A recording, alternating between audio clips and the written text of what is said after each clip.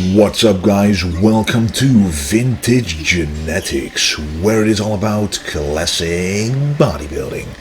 And today will be a classic, simple, mass building chest workout. And as you can see, I'm starting out with a fly exercise. And the reason I do this, and a lot of people should, is that you want to pre-exhaust chest to increase the blood flow to the chest so that the compound movements that you do actually incredibly much target the chest instead of the delts, the triceps. You will target the chest much more easily. I have so many people telling me when they do the incline bench press or a bench press that they feel their shoulders, their triceps, but not their chest. So what you want to do is already pre-exhaust the muscle that you want to work. And the pre-exhaustion isn't just to make the muscle tired in a sense, but it's to fill it up with blood. And when it's filled up with blood, when you get a pump, you're actually aware of where the muscle is. And this makes it a lot easier to enhance your mind-muscle connection during the movement. So right now we're doing a dumbbell press, which is a compound movement. So before doing this, we already felt a pump in our chest, and right now we feel that it's a little more difficult to do the reps, but a lot more effective for sure. Usually when you go too heavy on the bench press or the dumbbell press, you get shoulder issues. A lot of people have this. You can, of course, go around this by training your rear delts accordingly, doing a lot of shoulder stretches, rotator cuff exercises, but all in all, you still use a lot of your front delts. A lot of load is put on your front delts, and you cannot really stop that if you're inclined to using it. It really depends on the structure of your body. And for me, I have a tendency to use the front delts. I actually almost never train the front delts because they're already developed enough from all my chest workouts. So that's why doing a fly at the beginning, which is an isolation movement, is very helpful to do to really target the chest more and the rest of the muscles less. So right here, set number 4, going pretty heavy. Always wanted to go about 10 to 12 reps here. Even when going really heavy, you don't want to go to a weight where you can only do 4 or 5 reps, especially on a dumbbell press. If you're a powerlifter, of course, you can do that on a bench press and stuff. That's your goal. But we are a bodybuilder, and bodybuilders should chase the pump. It's all about filling up that muscle with fresh blood, delivering nutrients, stretching out the muscle fibers, causing the MPS, the muscle protein synthesis, to occur. And then it's time for the wide grip incline chest press. A wide grip I use because I notice that I get a much better stretch in the upper chest compared to a narrow grip. And I really like feeling the stretch because when you get a stretch in the chest, it is simply not used to this. Only during flies you get a really good stretch. I don't fit in between it, so Sure, you get somewhat of a stretch on the bench press and even more so on the dumbbell press. But a machine exercise like this, which is designed for you to only use the muscles you want without balancing the weight, you're able to fully stretch the muscle without having to worry about controlling the weight, because all you have to do is push and lower. So that is really what I like to do. Of course, you can also do a small grip if you're more for the contraction, but we already got a good contraction on some of the exercises that we do today. And I go pretty heavy on this one because the heavier you're able to go, the better the stretch will be, of course. So as you can see, I go down a little slower than going up. This is because I want to control the motion, especially at the bottom. On exercises like this, you always gotta look out for your shoulders, guys.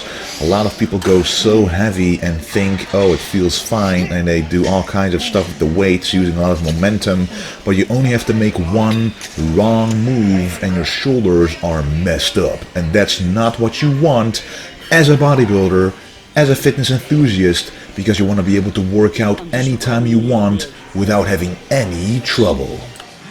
And then we're going to do the decline bench press. I decided to do at least one exercise specifically for the lower chest because I simply want to grow my chest to be bigger. A lot of people who actually don't have a chest that is very developed start to focus very early on the upper chest. This is actually not a good idea. If you do this, you will actually neglect the most of the mass of the chest, which is in the bottom. If you only do the top of the chest, you won't be able to do as much weight as you could if you focused on the lower part. So at least one exercise should be for the lower part of the chest, in my opinion. This can be a decline bench press, this can be a dip, that's also for the lower part. But if you look at Arnold's chest, sure, you might think he did a lot of incline work, but he actually did a lot of dipping, a lot of normal bench press, a lot of flies to really fill up the chest to the maximum. And when you fill up the chest to the maximum, the top part, the upper chest, will grow with it. Trust me on that one. That is not to say that you should neglect the upper chest, of course. You should always include it, always target it, but a lot of people actually neglect the bottom. And this is another exercise for the bottom of the chest. So if you look closely at the lower part, you can see the maximum stretch happening near the armpits, and this is a feeling that is very specific to this kind of fly, the upright fly. You should try it out. Normally you lean forward to target the chest in its entirety, but if you want to target a specific part, try doing upright and you will feel the difference. And this is a tricep bar pushdown. First we do the regular pushdown and then we superset it with an underhand grip. And again, the difference in contraction and stretch will be noticed so much that you should simply try this one out if you haven't already. The first version, what I'm doing right here, the regular tricep bar pushdown, you feel what you normally feel when you do the row pushdown or the V-bar pushdown, but once you switch to that underhand pushdown or pull down, depending on how you look at it, it really changes up the entire exercise, because this is a harder version, in my opinion, of this pushdown, and when you do it at the very end, you will feel an incredible burn in the triceps that you're not used to.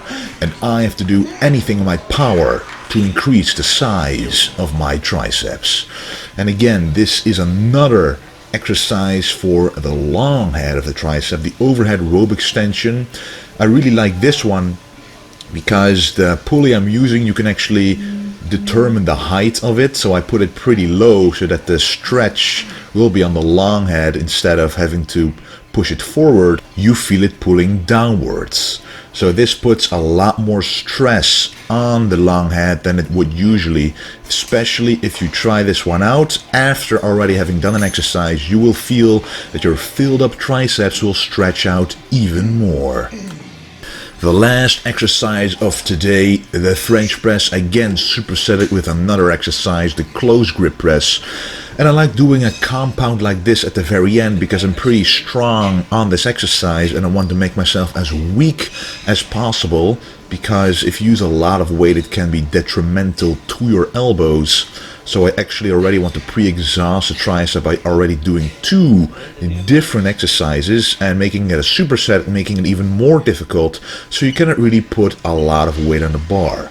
But this is for both the long head and the medial head. Make sure to feel the stretch and the contraction. Alright guys, this was the video. I want to thank you for watching, and don't forget,